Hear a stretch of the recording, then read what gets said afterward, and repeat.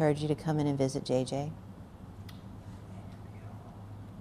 This pretty little girl is Ivy. She came to us as a stray from John Klein Road at Smithsburg back in January, so she's not been in the shelter terribly long. She's been here about 6 weeks or so.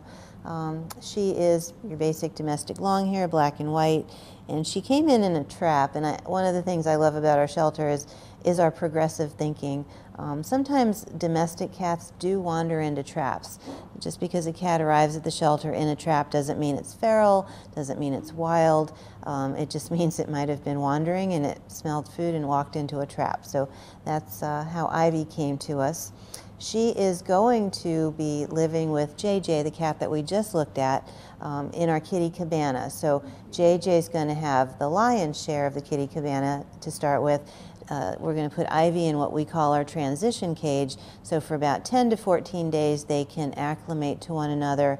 The transition cage is sort of a hard plastic mesh where they can sniff each other and see each other without having true physical direct contact. And that's how we transition them. And then, of course, we observe all day long, trying to see if there's any issues. And typically there's not been. We've had up to 5 cats in that room that didn't know each other prior to coming to the shelter, and they've all successfully lived together. And typically they get adopted pretty quickly, so that's what we're hoping for these two.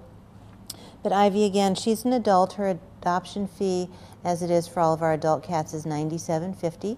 That covers getting her spayed, if it's a male cat, getting them neutered, getting a free vet exam within 3 days of adoption. We ask that you call your vet.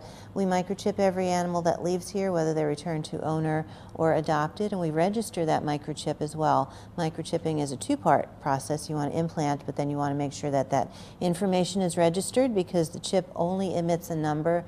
It does not emit your personal information. I think people sometimes misunderstand how that works.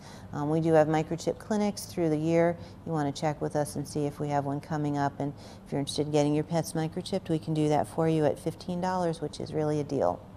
But Ivy, again, is looking for a forever home. She is, over the weekend, she'll be in our kitty cabana transition cage. So if you have patience, if you like to brush cats, if you're looking for a cat that'll sit on your lap for quite a while, either JJ or Ivy would be good choices. So we're going to go